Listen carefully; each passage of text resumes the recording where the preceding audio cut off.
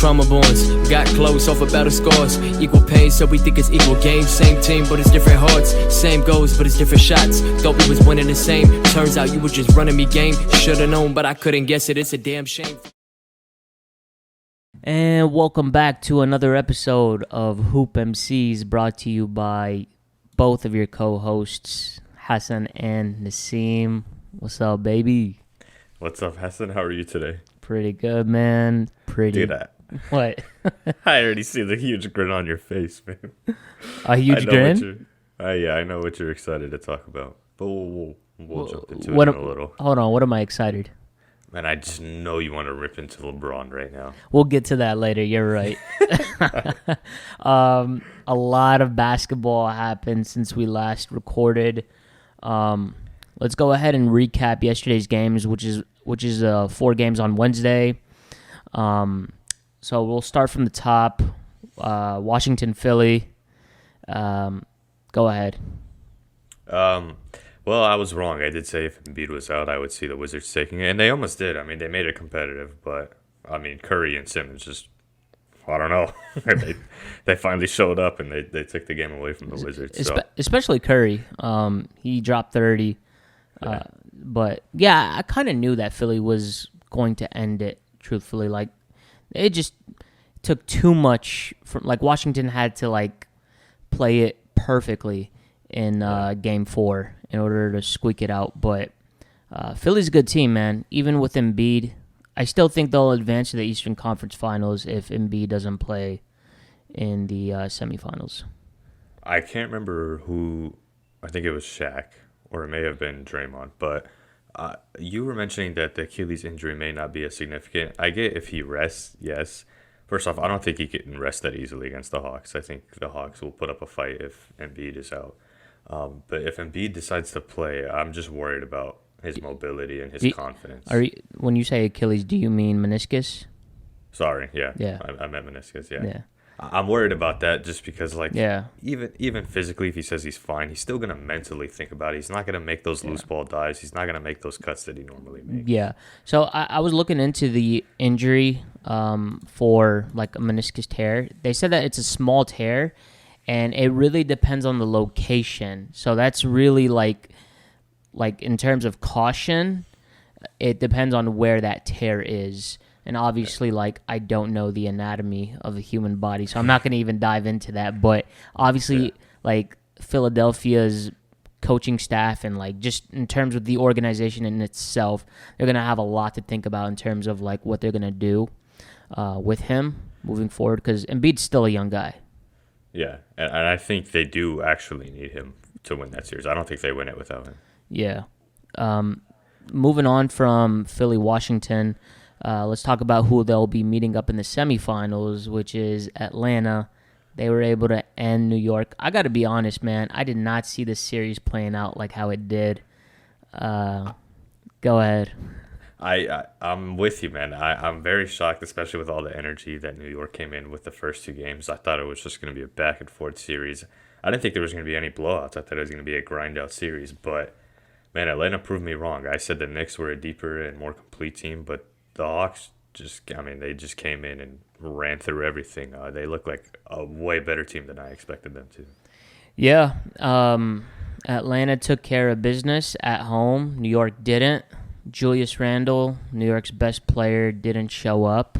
He had himself kind of a decent game, Game 5, but just wasn't enough. Trae Young is the new villain of the NBA, and that's kind of what Twitter's running with, and I love it. I'm a big fan of that. Yeah. I always said if I was an NBA star, I would love to be the villain, dude. So seeing Trae Young do it is pretty cool. Dude, literally everybody from the Knicks was trying to fight him yesterday.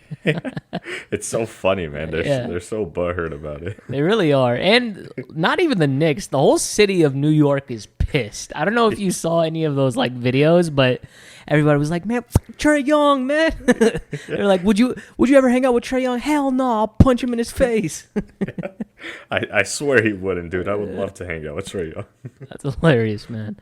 I don't want to talk about Philly, Atlanta, the semifinals matchups. I feel like we could save that for another episode, so I'll move on.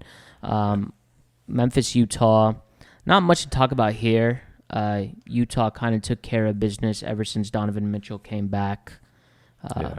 4-0 sweep since that game 1 loss. Any like quick takeaways from Utah, generally speaking? Like, do you feel like this legitimizes them as a contender or not necessarily? I still think they have these lapses on offense. Like, their defense is great, don't get me wrong, but they have these lapses on offense where it just seems like they couldn't get a bucket, and that's ultimately what made the series competitive between the Grizzlies. So that's something I'm worried about. Yeah. If they go against a team like the Suns, for example, or maybe even the Clippers or Mavericks. Like, those teams will not let you just have those lapses for however many minutes. I think in one game they had like a 5-minute stretch where they may have scored like 2 points or something. I might be wrong, but that is something that they need to do, is make sure their offense is consistent if they want to continue to advance. Yeah, agreed. Lastly, Dallas Clippers. Man, I don't know what to like think of this series, dude. Like, I really thought the Clippers were gonna like just kind of like, they came into the series 180 because they just came in a shitty position, and then they 180'd again, thinking like, okay, well, this is the Clippers that we know and we expect, and then they go ahead and just blow a game 5. Such a weird series. Yeah, and to just make it worse, the Mavericks were gifting them the game in the fourth quarter. Like, the Mavericks couldn't score. Yeah. And the Clippers just refused to take advantage of it. Dude, I was rooting for them, man. I really thought, like, I didn't really think that they were going to pull it out, but, like, Clippers hung in there. Man, Luka Doncic, dude, that guy is incredible. Yeah. Insane. I want to watch him, honestly, for the rest of my life. Yeah. Like, it's literally like watching Harden, but what we wanted Harden to be, if that makes sense. Yeah, I know what you're trying to say. Dude is special. Like, the fact that he, I think it may have came out during game 4, if I'm not mistaken, as far as his injury. But that did not stop the dude. Like, he dropped, what was it, 40, north of 40 points for sure. It was, I think, 45, 47, somewhere along those lines. But, like, I think I read something where he essentially accounted for all but 4 field goals for the Mavericks. That's literally just mind-boggling to think about.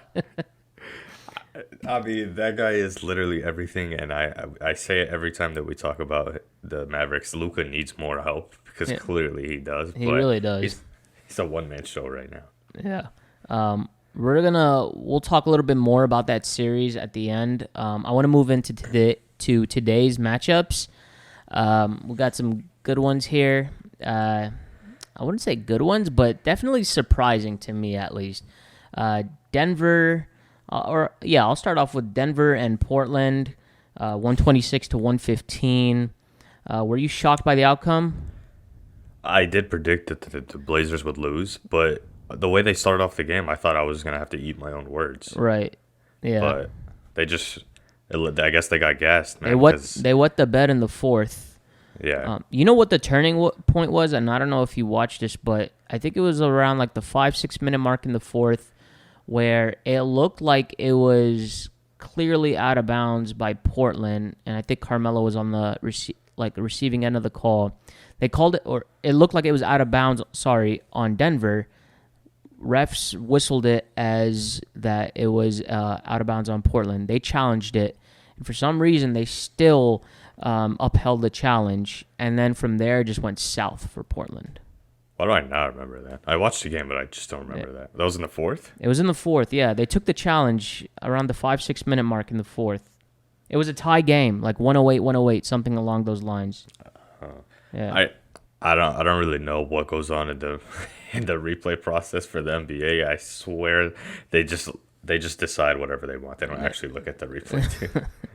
A couple of just noteworthy stats. Michael Porter Jr., he had 22 in the first quarter. He finished with 26, so he cooled off considerably. Jokic had 0 in the first, and then the dude finished with 36 points. Yeah, I think he had 24 in the third quarter or something. Was it third? 24 in the third? it was something in the 20s in the third quarter, and it was just ridiculous. That pretty much legitimizes his whole MVP. If there were any sort of doubts, I feel like that this game kind of took care of that. He like, even though his team like struggled a couple games this series, I mean, I feel like he's always been consistent, and he's still proving that he can perform in the playoffs, even missing his star point guard.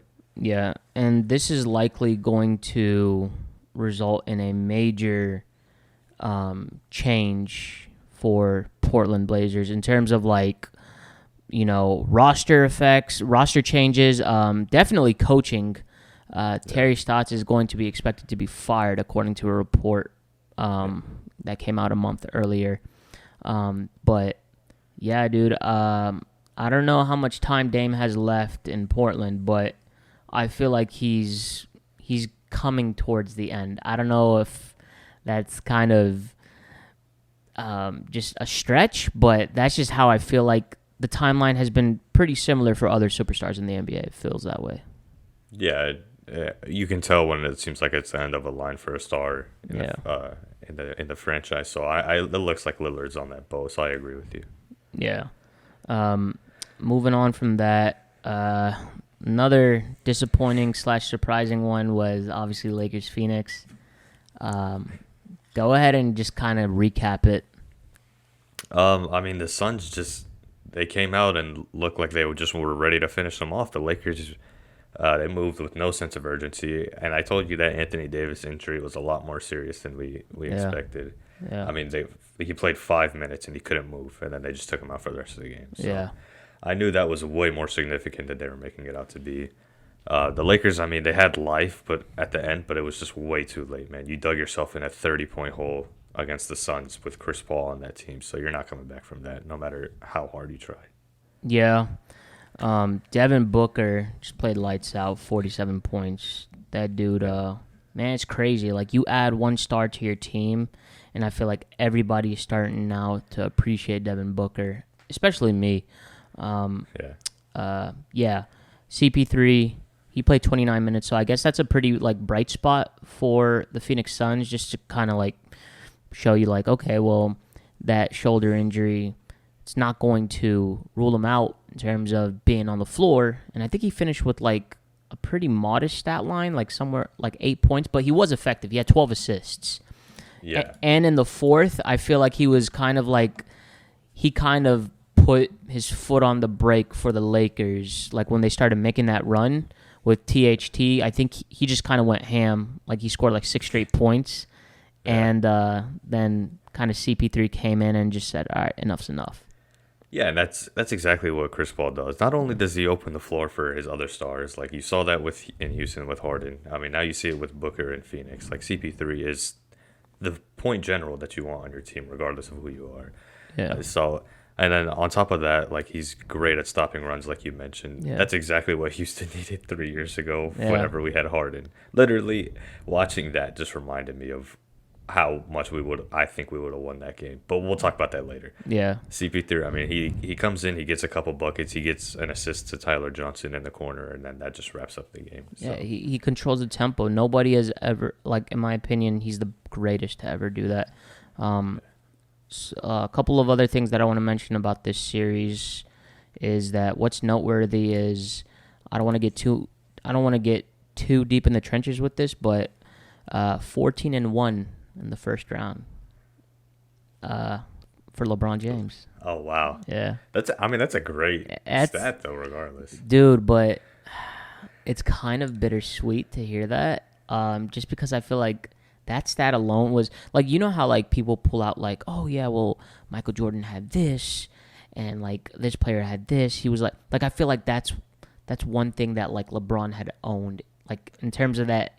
It was a strong, and I don't know if it was a strong case for GOAT talks, but like that just kind of showed you like how dominant he is. Like you're almost guaranteeing yourself, a second round appearance, at least with LeBron, from how dominant he is, and that just collapsed.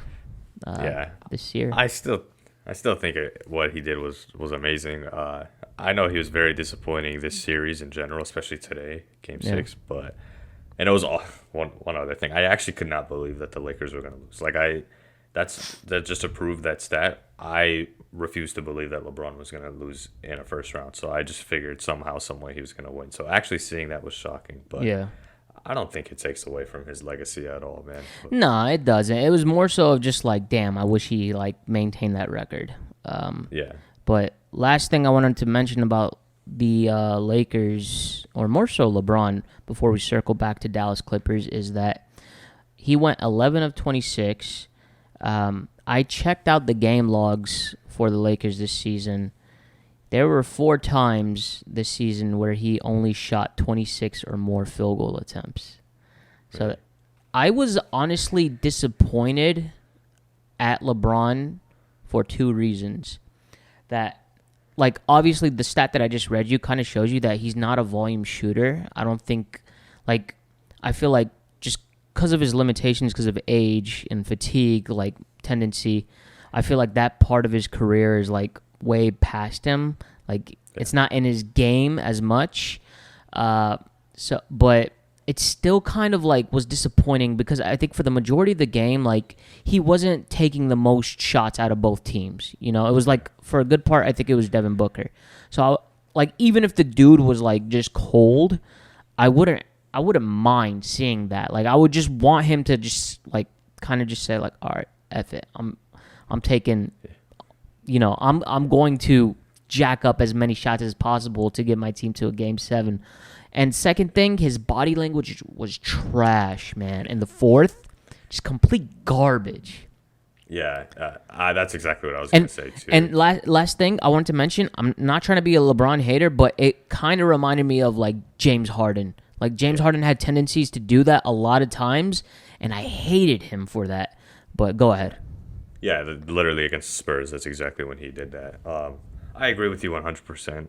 Maybe there's still some sort of lingering injury, but at the end of the day, I mean, you're out there and you pretty much got to give it your all. I want you to shoot 40 times if I'm on the Lakers team right there. Like, I need you to go out swinging, especially in the fourth where it looked like he gave up on a lot of plays that were 50-50. So I definitely think he didn't give everything that he had. And before we switch topics, I want to bring up the stat because I keep forgetting it. All right. This is the first finals that we're going to have without LeBron and Steph since, like, what is it?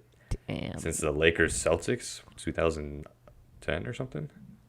Is that right? Hold on. So, like, whenever the Lakers missed the playoffs in 2018 and 2019, that was a year that Toronto and Golden State went. Yeah, and then after that was 2019, 2020 that Lakers won it. Yeah, damn, dude. Yeah. That is a crazy stat. Yeah. I was looking at it earlier. I was like, I swear this is the first time it's been a while. So, it's crazy to think about that. 2 players have dominated the finals for a decade. That's true. So, to wrap up this podcast, I want to circle back to Dallas and Clippers. Last game for the first round.